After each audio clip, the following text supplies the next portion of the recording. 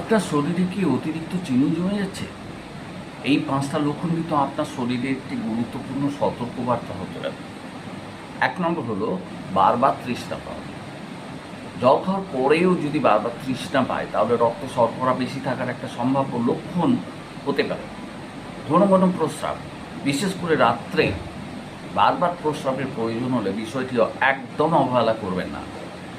পর্যাপ্ত ঘুমের পরেও যদি সারাদিন দুর্বল বা ক্লান্ত লাগে, রক্তে শর্করার ভারসাম্য পরীক্ষা করার দরকার হতে পারে। রক্তে গ্লুকোজের মাত্রা বেশি হলে সাময়িকভাবে দৃষ্টিতে ঝাপসা ভাব দেখা দিতে পারে।